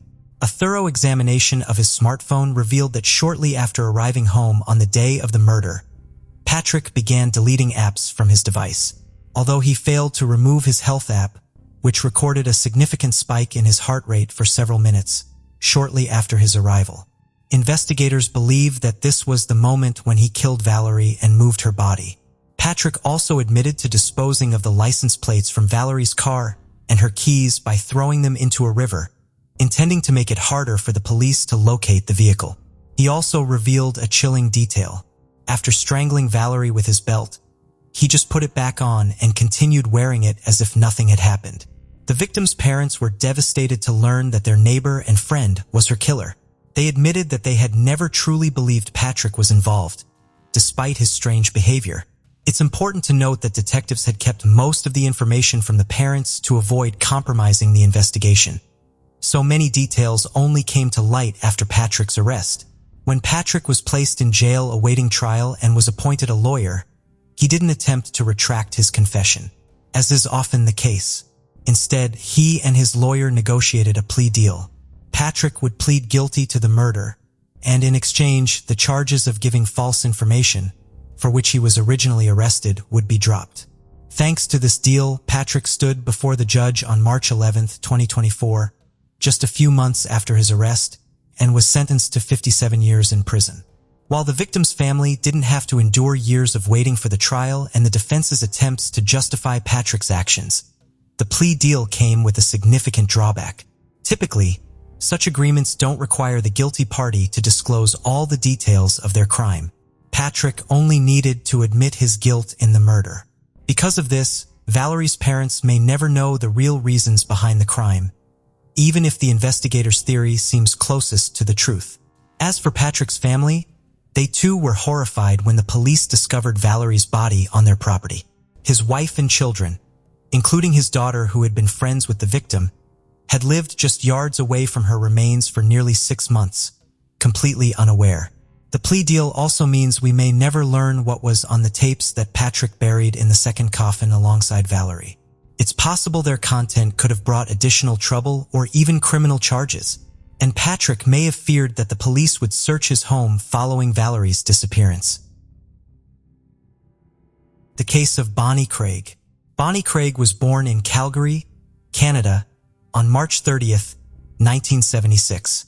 Her biological father played a small role in her upbringing, as Bonnie and her older brother Jason were lovingly raised by their stepfather, Gary Campbell. Gary treated Bonnie and Jason as his own children. When Bonnie was 5 years old, Gary and her mother Karen had a son named Adam. 2 years later, a younger sister named Samantha was born, and she quickly became Bonnie's close companion. Bonnie loved to dress Samantha in fairy tale costumes and teach her everything Bonnie had learned. Gary, the head of the family, worked in the oil industry, which required him to move frequently to different locations. As a result, Bonnie was used to changing schools, having attended 6 elementary schools and 2 high schools, which taught her to adapt to new environments and make friends easily. During her childhood, Bonnie lived in a variety of climates, from sunny California with its outdoor pool to snowy Anchorage, West Texas, and finally back to the beautiful landscapes of Alaska. However, Karen and Gary's sudden divorce marked a significant change for the children. Samantha and Adam began alternating between their parents' homes. Bonnie focused on her studies and various extracurricular activities, including swimming, diving, horseback riding, writing poetry, and playing the violin and viola in the school orchestra. However, life continued to present her with unforeseen challenges. While she was trying to come to terms with her parents' divorce, tragedy struck when her best friend died in a drunk driving accident, a tragedy that profoundly changed Bonnie's outlook on life. She pledged to abstain from drinking and driving, and she was so concerned about the risks of driving that she decided not to get a driver's license for fear of getting into an accident. Instead, she chose to walk or take public transportation to raise awareness about the dangers of drunk driving. After graduating from high school, Bonnie moved to Anchorage to study psychology at the University of Alaska.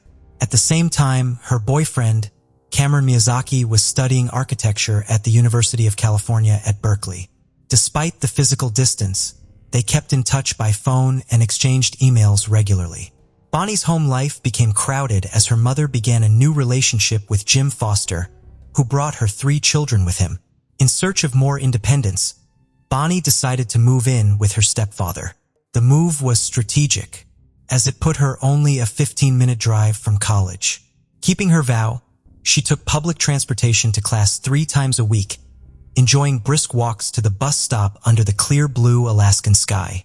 She also balanced her studies with a part-time job at Sam's Club. Her life was filled with purpose, ideals, and passion. On the morning of September 28, 1994, Bonnie left her stepfather's house and headed to the bus stop to attend college classes. That day, a student at the University of Anchorage was taking scenic photos on a hiking trail in Chugach State Park, about 15 miles from Bonnie's house. The park was especially beautiful at this time of year due to Alaska's mild temperatures, long daylight hours, and beautiful scenery. As the student adjusted her camera lens, she noticed something unusual in the water near the cliff's edge, a striking blue object. Upon closer inspection, she discovered a heartbreaking sight, a woman floating face down in shallow water. She immediately called the police to report the incident. The McHugh Creek section is difficult to access except from the cliff top or along the stream for miles, suggesting a tragic accident. Initially, police believed the victim may have slipped and fallen from the cliff top, resulting in her death. This accidental theory was the first conclusion investigators reached. It is believed that the victim, attracted by the peaceful atmosphere of the park, may have lost her balance and fallen tragically. The body was then transferred to the medical examiner's office, where an autopsy was performed to determine the cause of injuries and assist in identifying the victim. The autopsy revealed that the young woman died from drowning and severe head trauma, likely caused by a fall from the cliff. A unique class ring, often worn by graduating students, helped police identify the victim as Bonnie Craig. To confirm their findings, police contacted Bonnie's family. Karen, Bonnie's mother, is on a short trip to a coastal town to attend a relative's wedding with her husband, Jim, who spent his childhood there. The trip is significant because Karen will meet Jim's parents for the first time. Karen is having a wonderful time with her future in-laws, laughing and sharing stories. But she has no idea that tragedy has struck her beloved daughter, Bonnie.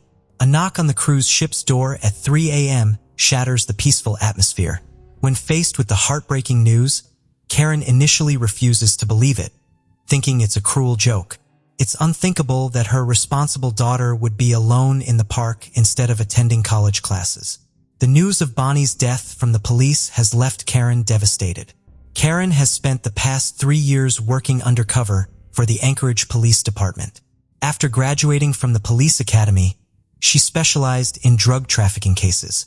Her colleagues deeply respected her problem-solving skills, which she had developed over years of dedication to her job. However, Karen's dedication extended beyond her work to her family. Her undercover work often required a difficult balance between her 2 roles. Karen instinctively questioned the initial ruling that Bonnie's death was an accident, and her priority was to turn the investigation over to her own department. Believing that there was more to her daughter's tragic death, she asked the police for detailed information about the circumstances surrounding the incident, including whether Bonnie had shown any signs of sexual violence. However, the police noted that Bonnie had been found fully clothed. Karen knew that a more thorough investigation was needed. Her daughter, Bonnie, was responsible and trustworthy, always kept her promises, and she didn't even have a driver's license. so it was difficult to understand why she was alone and miles away from home during school hours. What further confused Karen was that Bonnie's personal belongings were not at the scene, which made her suspect that the police force might be inclined to rush to classify the incident as an unfortunate accident. Karen was determined to continue her search for the truth. Karen returned to Alaska on the earliest flight possible to formally identify the body, holding out hope that the deceased might not be her daughter, Bonnie. Entering the morgue, she hesitantly approached the ambulance where the body was covered with a white sheet. When she pulled the sheet away and saw the face, her worst fears came true. It was indeed her daughter, Bonnie, resting in eternal peace.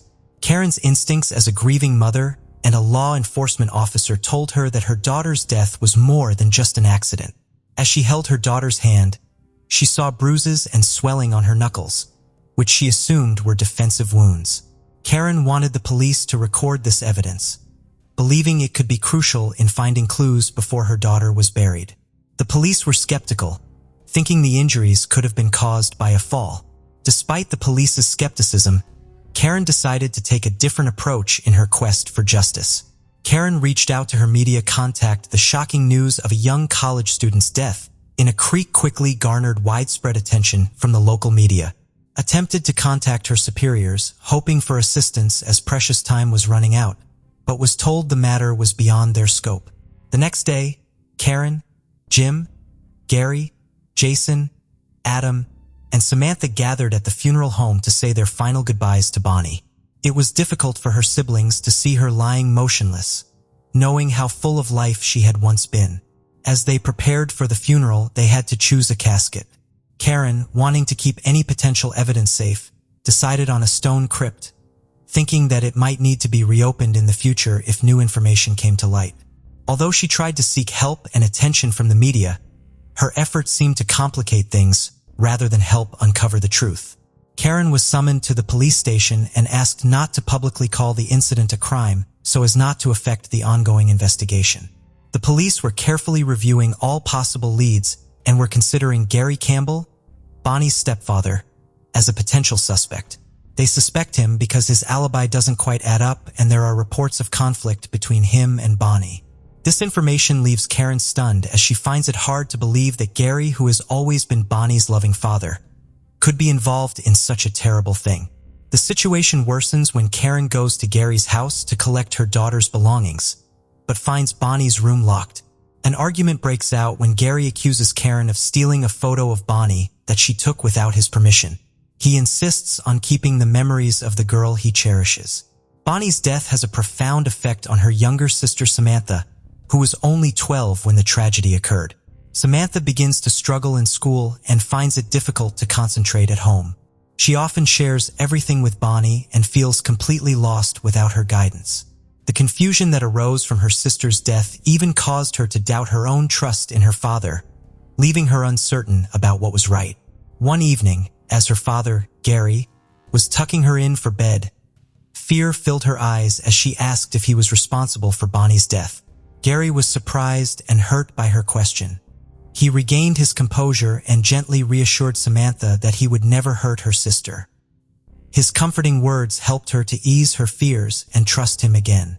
After Bonnie's death, the police spoke to Adam and Samantha, both of whom confirmed that their father, Gary, had been home the day Bonnie died, only leaving for work after Bonnie had left the house. His alibi was confirmed by co-workers and supervisors, clearing any doubts about him. An autopsy revealed that Bonnie had died several hours before her body was found. The cause of death was determined to be drowning, and she also suffered severe head injuries that may have been caused by falling from a cliff or being struck by a heavy object. The police began a thorough investigation into Bonnie's death, which was initially ruled an accident at the park. A police officer carefully searched the area near the cliff and found a leaf with a drop of Bonnie's blood a few feet from the edge of the cliff. This prompted an investigation into the presence of blood. If her injuries were caused by a fall, the discovery led the police to consider that Bonnie's fall may not have been an accident, but rather the result of someone else's actions. The police were aware that solving this case would be difficult and would require them to proceed with caution. Therefore, they chose not to notify the relevant parties at this time. Family members suspected that a crime had occurred, and the police deliberately withheld all information about the case to avoid alerting potential perpetrators. They could not escape the feeling that the killer could be someone close to Bonnie. This made Karen's sudden media release a hindrance to the investigation. Bonnie Craig's funeral was filled with loved ones, including friends, family, and acquaintances, as well as her boyfriend, who traveled from California to say goodbye. He was deeply saddened, as he could never have imagined such a tragic ending to their story.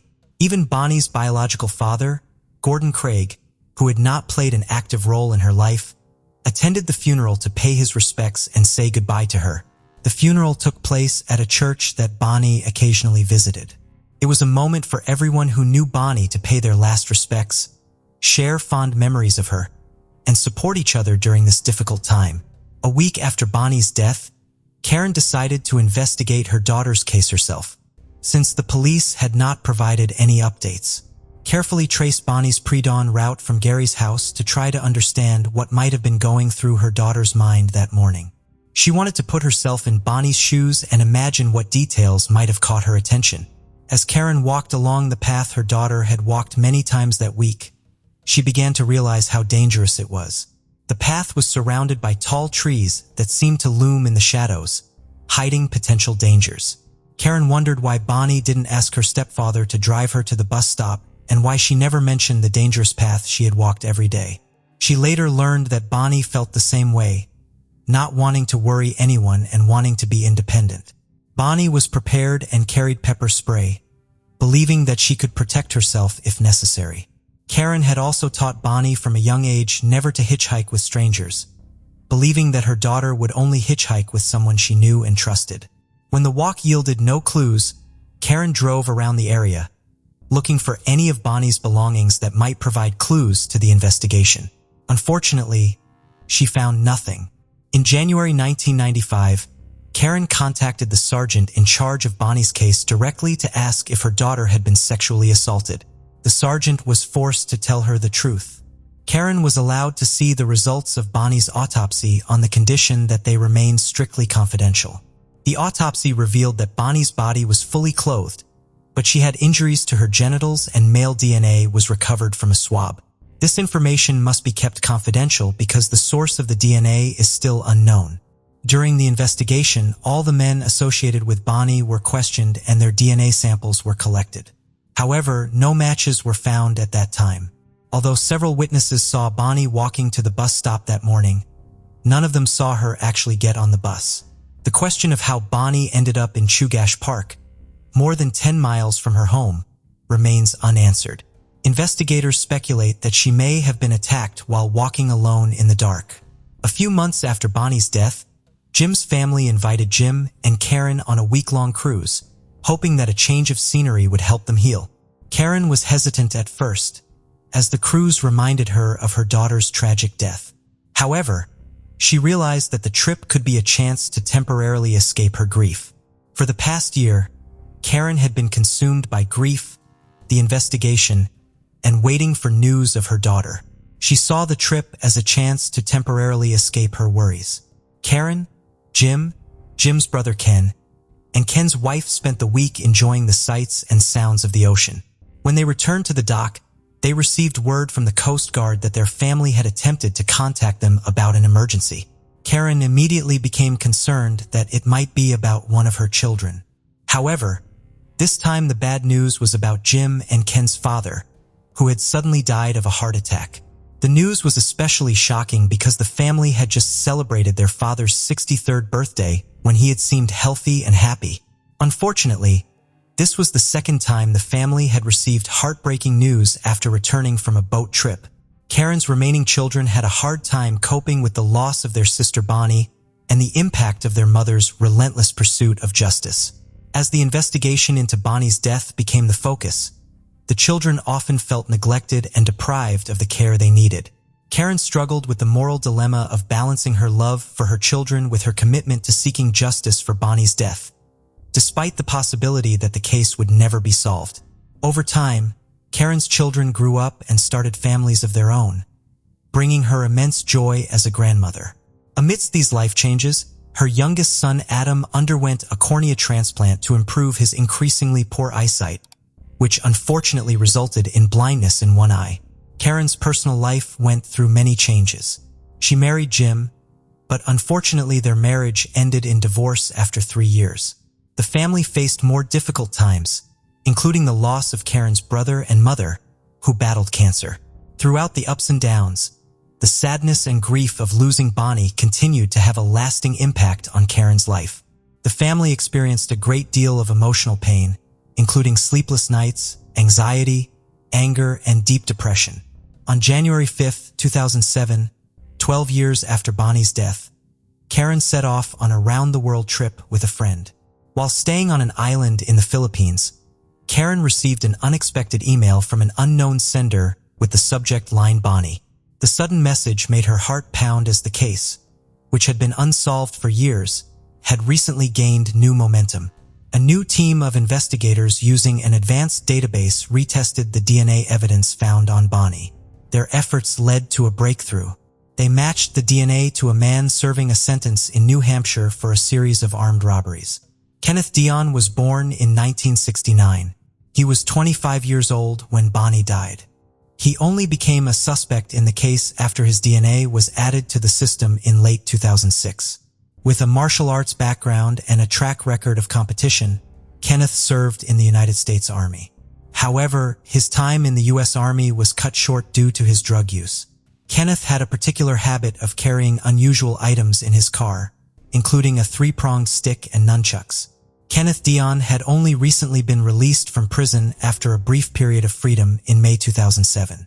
Kenneth was charged with assault and murder in connection with Bonnie's death.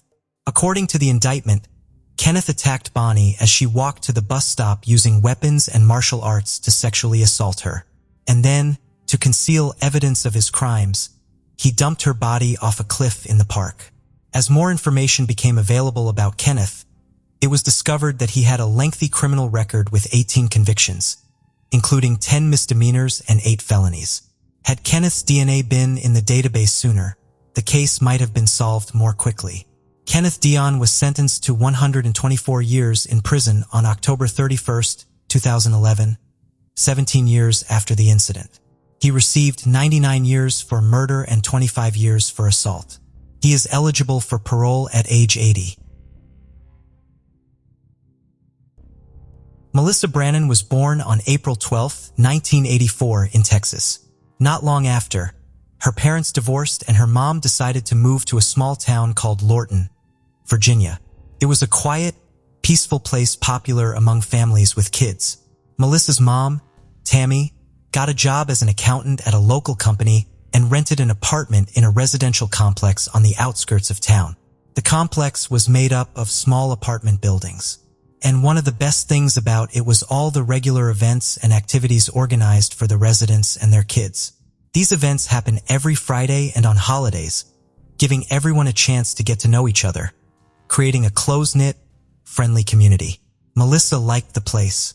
She was 5 years old when they moved, and she spent most of her time playing outside with the other kids.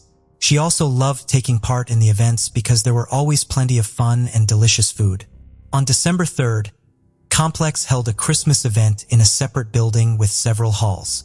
About 200 residents attended, enjoying dinner in small groups while their kids ran around having fun. Around 10 p.m., decided it was time to go home.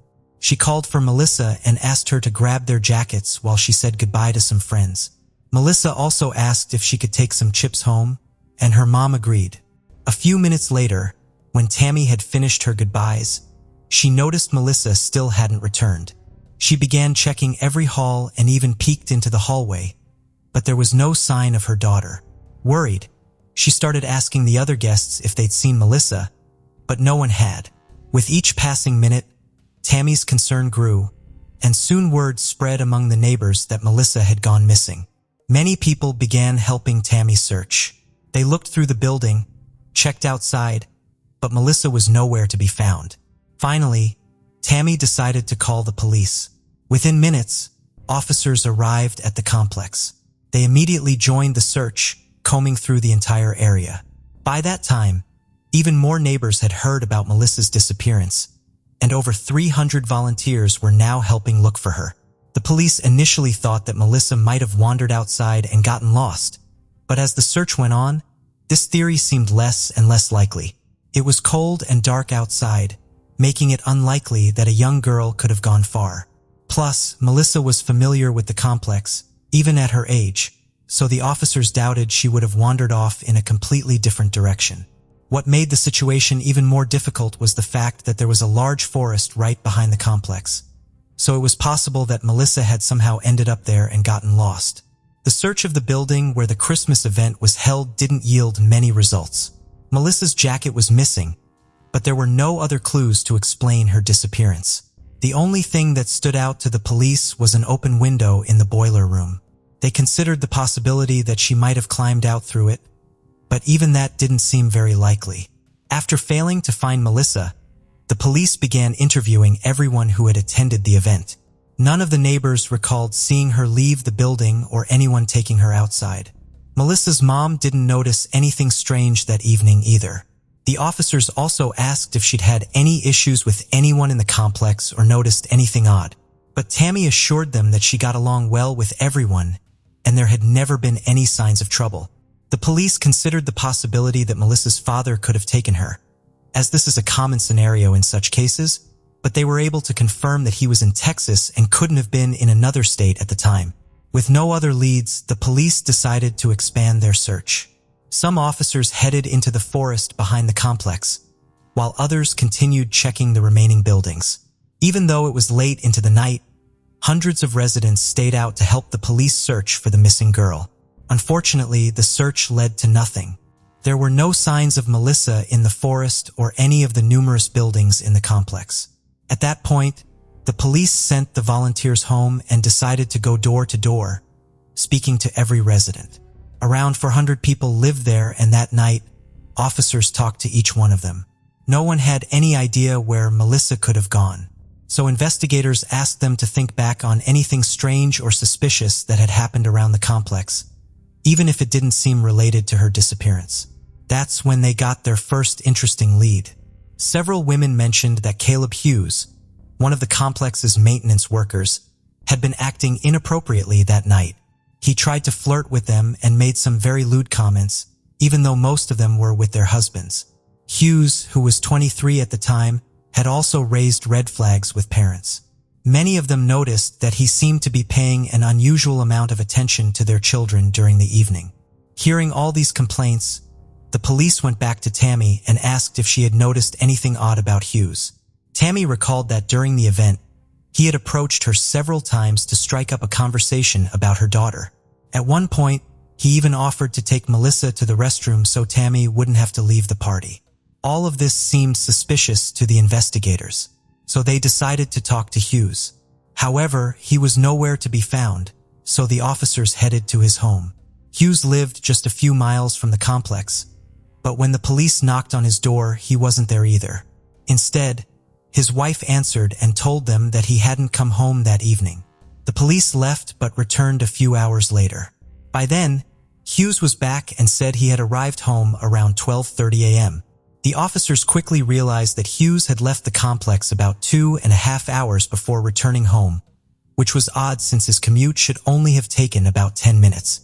Hughes claimed that he had taken a longer route to stop at a store for a pack of beer, but the police were skeptical of his story.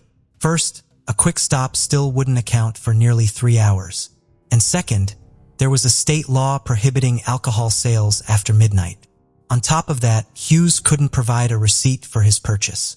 The situation looked pretty suspicious, so the police asked Hughes to hand over the clothes he had worn to work that day. This is when things got even stranger. Hughes said that he had thrown his clothes into the washing machine as soon as he got home. Despite this, the officers convinced him to give them the clothing. To their surprise, they found that he had also washed his shoes. But that wasn't all. Parts of the soles had been cut off, and along with the clothes, there was a large knife sheath and a leather belt in the washing machine. The police asked where the knife was, but Hughes claimed he couldn't remember. With all of this suspicious behavior, the investigators began to seriously suspect Hughes' involvement in Melissa's disappearance. They took his clothes and brought them to the lab. When forensic experts applied luminol to his shoes, the chemical revealed traces of blood on them. But because he had already washed it, there wasn't enough left for a proper DNA sample, making it impossible to analyze. Detectives returned to Hughes' home and brought him in for questioning. During the long hours of interrogation, Hughes stuck to his story despite all the inconsistencies and suspicious evidence. He also claimed that he had no idea who Melissa was, what she looked like, or what had happened to her. The police knew he was lying since multiple witnesses, including Tammy, had seen him playing with Melissa and other children that evening. But when the detectives confronted him with that and said, "We know you're lying," Hughes calmly responded, "Prove it." Despite the detectives' suspicions, they didn't have enough solid evidence to arrest him, so Hughes was released. The next day, investigators ramped up the search operation, hoping to find either Melissa or more clues. That morning, they also decided to speak with Hughes' wife without him present, and she shared an interesting observation. Apparently, their relationship had been troubled, and she didn't trust him.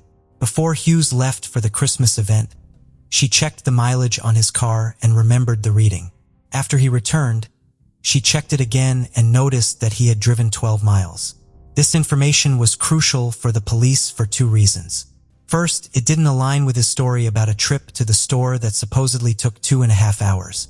Second, they could now estimate the general area where Hughes might have taken Melissa. By subtracting the distance from his home to the complex, could map out a search area based on the remaining mileage. This led them to an area covering roughly 25 square miles. To cover such a large space, the police enlisted the help of the military, called in helicopters and planes, and even brought in divers to search local bodies of water. Around 400 volunteers also joined the search. Melissa's father, who had flown in from Texas immediately after her disappearance, also took part. The police printed thousands of flyers with information about Melissa's disappearance, hoping to reach as many people as possible. It's worth noting that just 5 months before Melissa went missing, another young girl had disappeared from the same town. Her body was later found, but the police hadn't been able to identify the killer. While the large-scale search was underway, a team of forensic experts were sent to the complex. As we remember, the only potential lead the police had initially found was the open window in the boiler room. The experts examined the area and discovered something interesting. Just outside the window, there was a faint adult-sized boot print, and similar prints led all the way to the parking lot. There were no children's footprints, suggesting that the abductor had likely carried Melissa and placed her in a vehicle. The police had already searched Hughes' car but hadn't found anything useful. At this point, the FBI got involved. They still didn't have enough evidence to arrest Hughes, so they placed him under 24-hour surveillance. A judge also ordered him to provide a DNA sample in case any new evidence surfaced. As investigators dug into Hughes' background, they uncovered a troubling history. He had multiple arrests dating back to his teenage years. He also had a history of alcohol and substance abuse and had been suspected several times of inappropriate behavior towards minors. Further investigation revealed that a few years before the incident, had received a suspended sentence for stealing a car in a neighboring county. When the detectives looked deeper, they found that he had violated his probation, leading the judge to convert his suspended sentence into actual jail time. This gave the investigators a way to put Hughes behind bars, even if it was for a lesser crime. In the following weeks, the search for Melissa continued, but it was fruitless. The terrain made things even more difficult. Most of the area was covered in dense forests with a large river running through it. Then, about 2 months after Melissa's disappearance, something unexpected happened. An unidentified man called Tammy, claiming he had Melissa and demanded a ransom of $75,000. Tammy immediately informed the police, and the FBI agents advised her to gather the money and meet the caller. They quickly set everything up, placing dozens of agents around the area, and began waiting for the supposed kidnapper to show up. Before long, 2 men approached Tammy, and the FBI agents swiftly arrested them. It turned out these men had no connection to Melissa's disappearance. They were just 2 local university students who had seen the news about the missing girl and thought they could make some easy money. Instead, they earned themselves prison sentences. One was sentenced to 7.5 years. and the other received nearly 4 years behind bars.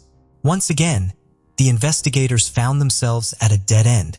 They had a prime suspect, but no solid evidence and no sign of Melissa. In a move to break the case, the detectives decided to re-examine Hughes' car more thoroughly using advanced forensic tools from the FBI. But there was a catch. The car belonged to his wife, so they needed her permission. Fortunately, she immediately agreed, and the forensic team began their work. First, they applied luminol, which revealed traces of blood on the driver's seat mat, pedals, steering wheel, and windshield. This deepened their suspicions of Hughes, but once again, they were unable to extract a usable DNA sample from the blood. Next, the experts decided to search the car for hair, fibers, and other potential clues. But they faced another significant challenge. The car was a mess. The interior was covered in dirt, trash, and dog hair, making it difficult to identify useful evidence amidst the chaos. One of the experts came up with a plan to collect evidence manually using tape. He meticulously went over all the surfaces in the car, then sent the collected materials to the FBI's forensic lab.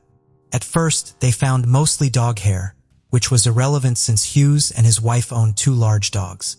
But then, the forensic experts noticed a different type of hair, dyed black rabbit fur. He soon learned this was the same material used in the coat belonging to Melissa's mother, Tammy. To confirm the match, the experts requested Tammy's coat and verified that the rabbit fur was identical.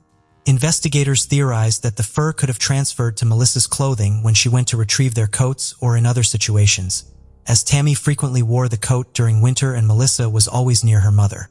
In addition to the fur, the experts found a single light-colored hair that matched strands from Melissa's hairbrush. But the most significant clue was still to come. Numerous small red and blue fibers were found on the car's passenger seat. Since Melissa had been wearing a red and blue sweater and skirt on the night she disappeared, investigators needed to track down those exact clothing items to confirm the connection. They spoke with Melissa's grandmother, who had bought the outfit for her, but she couldn't recall the specific store.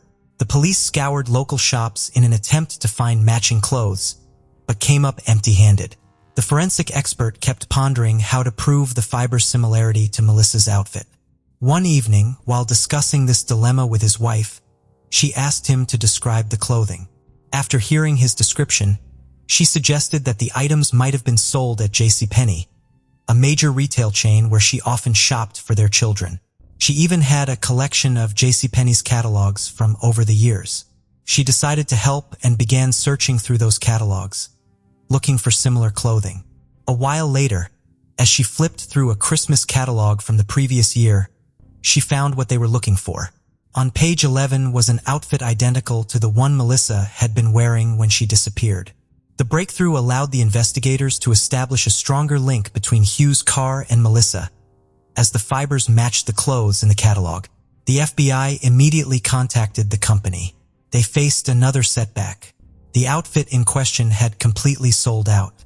However, the company offered a potential solution. Since the outfit was sold exclusively through catalogs and only 7,000 sets had been produced, they suggested providing the investigators with a list of all the buyers so the police could track down one of the outfits. The investigators began combing through the list, a task that took quite some time. Eventually, they caught a break. They found a man in Kentucky who had purchased the outfit for his granddaughter but had gotten the size wrong. As a result, the clothes had remained untouched in their original packaging for an entire year. For the investigators, this was the perfect option.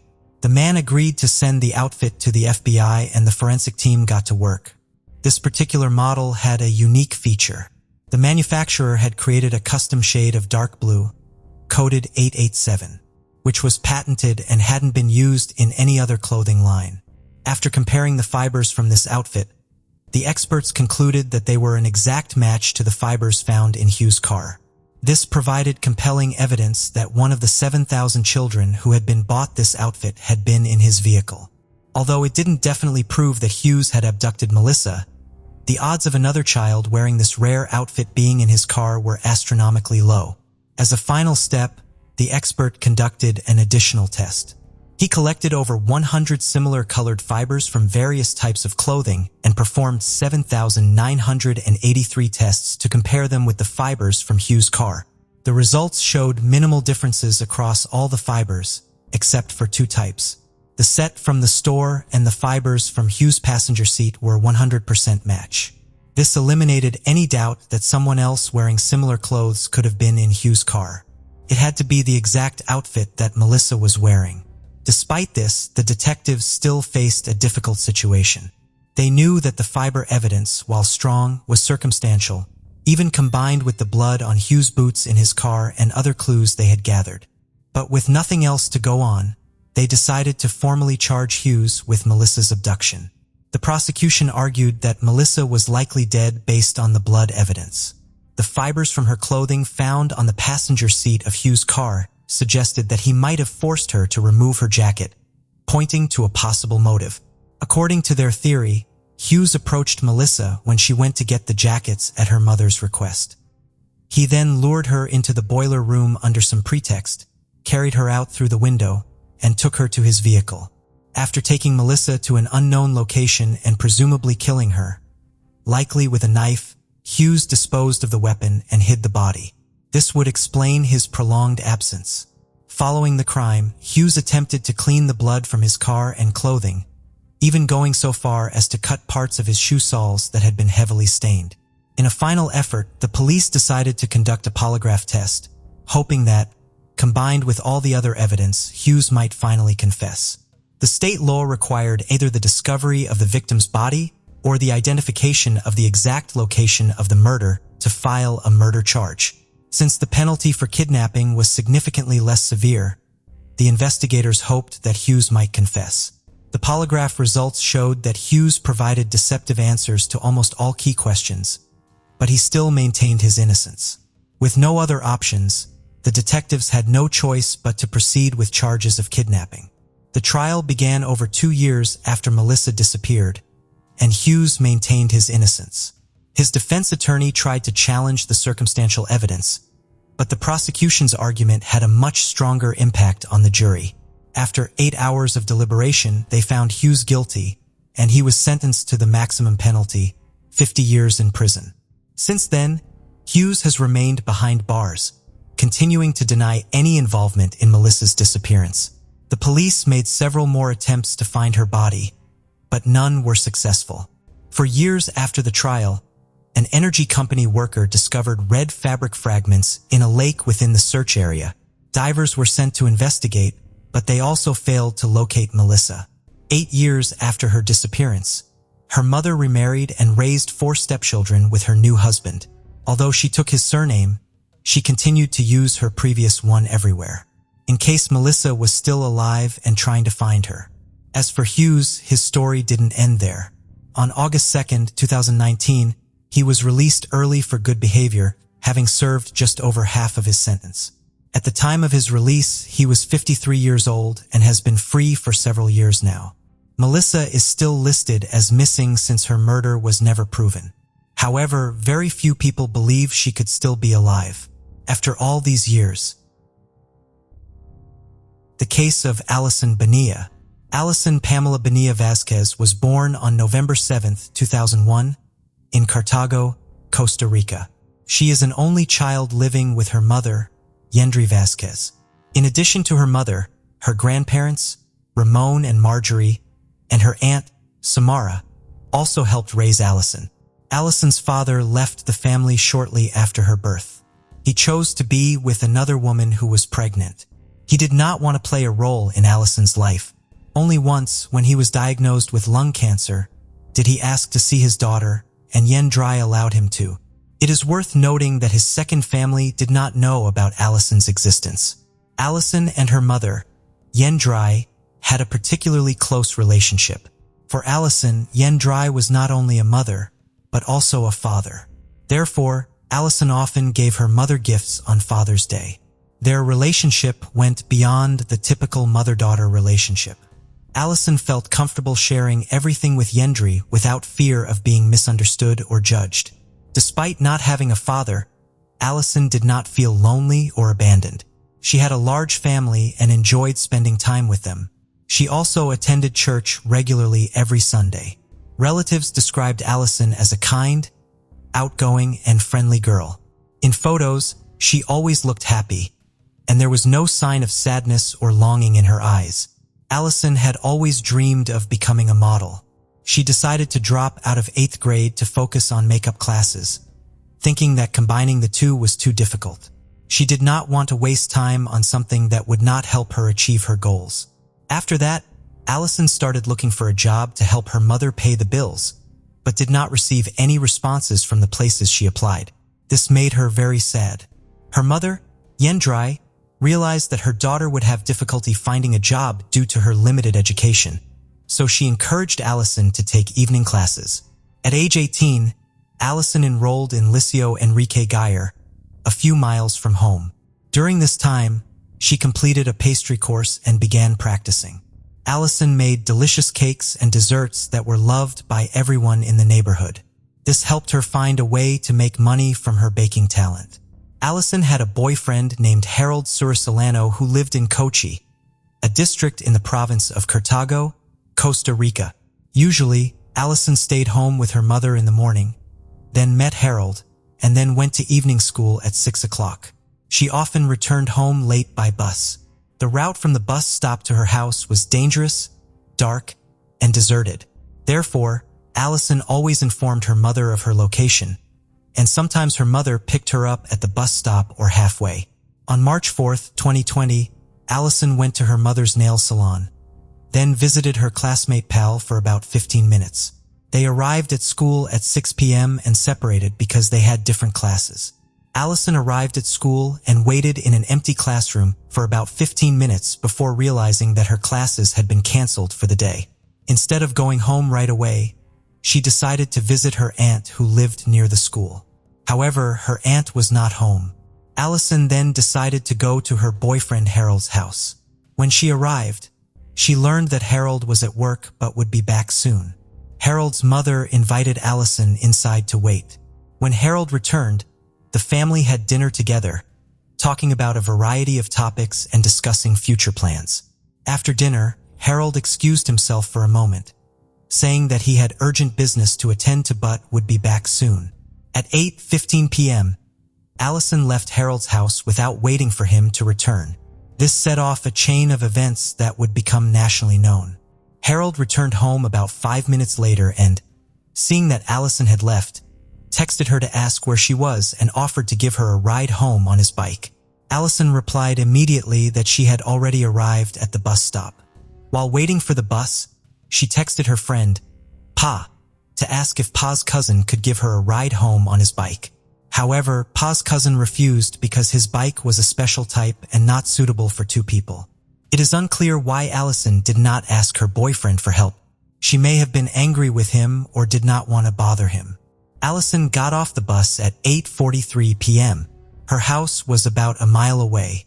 Feeling anxious and scared, she texted her mother to pick her up. At 8:45 p.m., Allison texted her boyfriend and mother that two suspicious men had gotten out of a car and were following her. She decided to run home to avoid them. The road Allison was on was dangerous, poorly lit, and had few people. There was only one security camera there, which captured a blurry image that could have been Allison. Allison's mother, Yendrai, went to the bridge half a mile from their home to pick up her daughter but did not see her. She tried to stay calm, thinking that Allison might have gone back to the bus stop for safety. However, she did not find her there either. She finally thought that Allison had not seen her and had gone home on her own. When Yendrai returned home, she found that Allison was not there. She immediately called relatives and friends to ask for help in the search. About 30 minutes later, Harold woke up and received a call from his Aunt Samara saying Allison was missing. He tried to contact Yendrai, but was unsuccessful.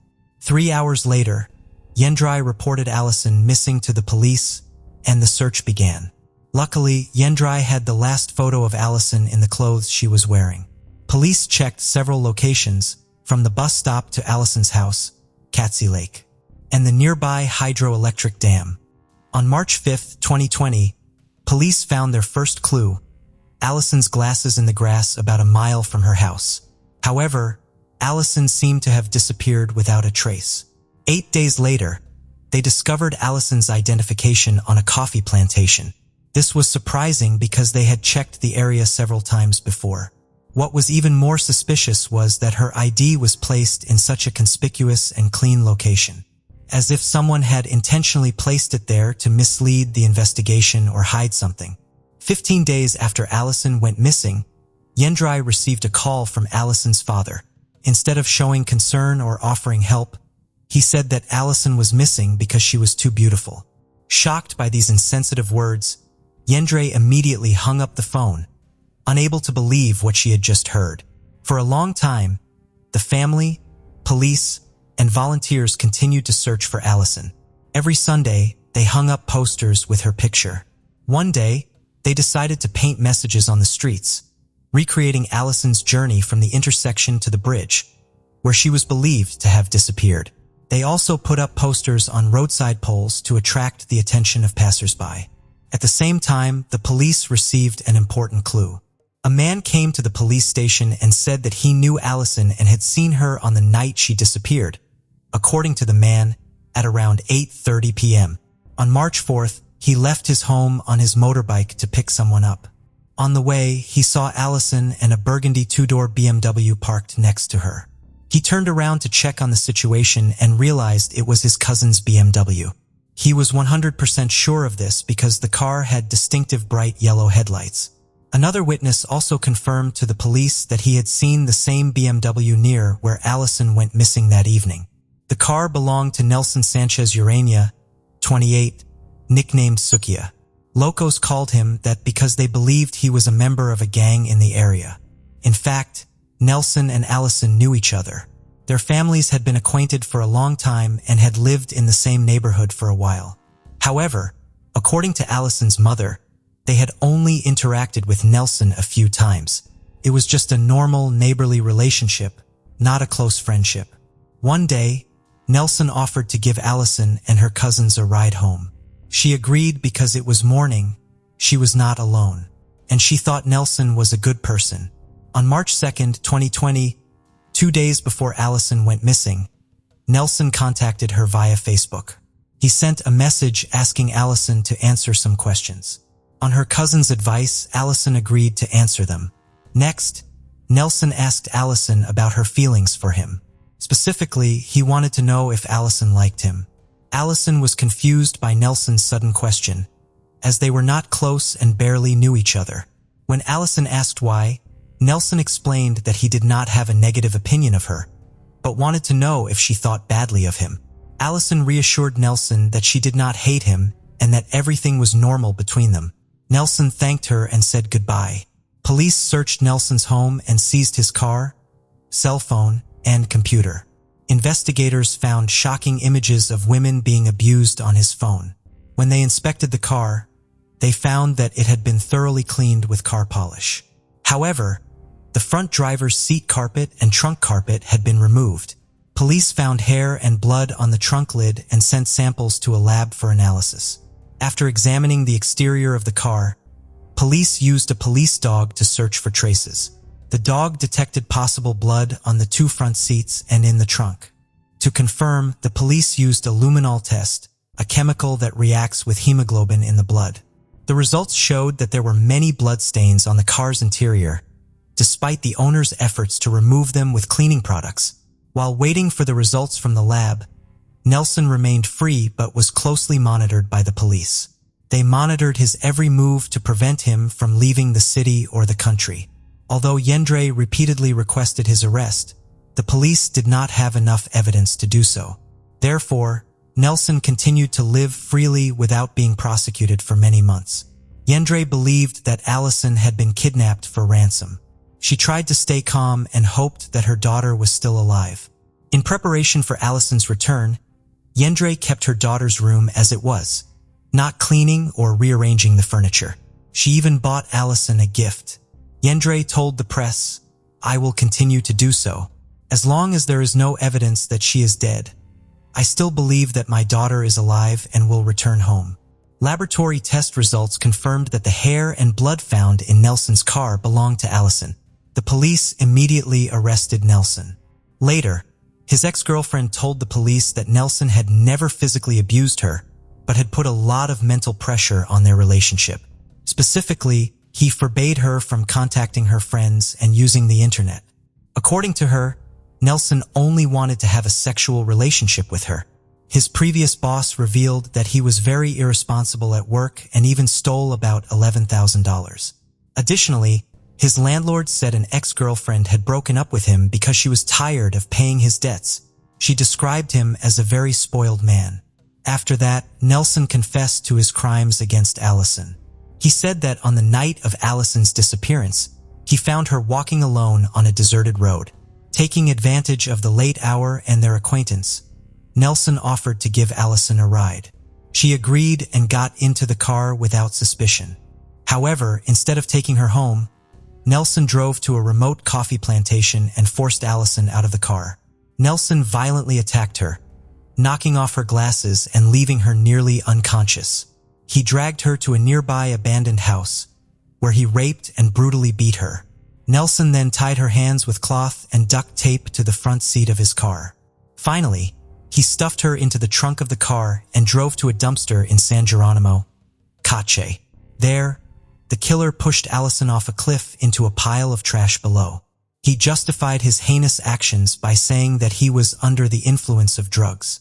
He also admitted that he had long been obsessed with Allison, and when he saw her that night, he decided it was his chance to carry out his dark intentions. Surprisingly, Nelson later recanted his initial statement, accusing the police of coercing him into confessing. However, the authorities had enough evidence to charge him despite his denials. The suspect could face a maximum sentence of 35 years in prison. In the early morning of September 4th, a search party went to the San Ono landfill to look for Allison's body. However, because the area was large and difficult to access, finding Allison's remains was an extremely difficult task. Moreover, it had been 6 months since Allison went missing. Just 25 days after Allison confessed, the police discovered a number of important pieces of evidence. They found human bone fragments, including a spine, ribs, part of the pelvis, and a femur. They also found pieces of clothing that Allison was wearing on the day she disappeared, along with a pair of sneakers with studs inside. All of these clues were sent for testing and thorough analysis by the police. Jose Francisco Herrera, the suspect's defense attorney, questioned the authenticity of the evidence because it was found by volunteers, not professional police. He also said that the discovery of the remains coincided with the time his client declared his innocence, which was suspicious. Rodrigo Era, the attorney representing Allison's family, on the other hand, criticized the suspect's change of testimony, saying that it undermined the credibility of the official investigation. On October 5, 2020, experts confirmed that the remains found belonged to Allison. Because only a partial body was found, they were unable to determine the exact cause of death. However, examination of the remains revealed multiple fractures that appeared after death, suggesting she may have fallen from a great height. Her clothes were torn and her sneakers had bite marks, suggesting a possible animal attack. This would explain why the remains were found scattered in different areas of the landfill. Allison's mother, Yendrai, is furious with the police for not listening and acting promptly. She believes that if they had arrested Nelson sooner, he would have confessed and Allison's body would have been found in better condition. This is an irreparable loss for the family. Despite the terrible pain she is enduring, Yendri finds some solace in saying, "My daughter is in a better place now, where no one can hurt her anymore." The trial of Nelson took place on July 19th. Harold, Allison's boyfriend, was a key witness in the case. According to Harold's testimony, on the afternoon of March 4th, 2020, at approximately 6:30 p.m., he returned home and found Allison there with her mother. Harold then left for approximately 5 to 10 minutes. When he returned, he discovered that Allison had left without saying anything. While Allison was on her way home, Harold texted her repeatedly. As soon as she got off the bus, Allison texted Harold to say that 2 men were following her. Concerned for her safety, Harold suggested that she take a taxi and promised to pay for it. However, Allison refused twice and said that she would run home. Harold did not receive any further response from Allison after that text message. According to his explanation, he only informed his mother of the situation. He did not contact Allison's mother, Yen Dry, because his phone battery died. He then fell asleep for about 30 minutes. It was Allison's aunt who called him to inform him that his girlfriend was missing. Since then, he said he has been worried and tried to call Allison several times, but all the calls went to voicemail. He also could not be reached via WhatsApp messages. Harold said he joined the search party for a few days, but then had to stop because he felt unwell and had to go to work. He really wished things had gone differently. If he could go back in time, he would have taken Allison home that night. However, unfortunately, what happened cannot be changed. On August 18, 2021, the court sentenced Nelson to 18 years in prison for taking the life of Allison. He could have received twice the sentence, but the judge pointed out that there was no evidence to confirm that Nelson knew the route and time Allison would return home and that he planned to attack her. Furthermore, due to the condition of Allison's remains, there was no evidence that Nelson forced her to have sex. The story does not end there. Allison's family was not satisfied with the original sentence, arguing that it was not commensurate with the crime. In 2022, they successfully appealed, and the court decided to retry the case. As a result, on September 28, 2023, Nelson was sentenced to 35 years in prison. Allison's family's lawyer emphasized that Nelson acted in a cruel and inhumane manner and took advantage of the trust of the victim and her relatives. The court ruled that Nelson's actions were intentional. Nelson used his long-standing relationship with Allison to commit the crime. The criminal court also took into account Nelson's lack of remorse for his actions. Although still hurt and angry, the victim's family was relieved by the new verdict. The decision ended a painful chapter in their lives that lasted more than 3 years and put an end to this nightmare. Allison's family created a memorial at the spot where her body was found. They placed a cross, flowers, and a small altar with a photo of Allison and a statue of the Virgin Mary. Allison's case has caused a stir in Costa Rican media and social media. It has also led to many marches in memory of Allison and other women who have been victims of similar violence. Thank you for joining us on this journey into the depths of unsolved mysteries. Cold cases not only challenge our understanding of the past, but also ignite our curiosity and determination for answers. Remember to subscribe to stay updated on our latest investigations. And if you have any information regarding the cases we've covered, don't hesitate to reach out. Together, we can shed light on the shadows of the past and bring closure to those who seek it. Until next time, stay vigilant, stay curious, and never stop seeking the truth.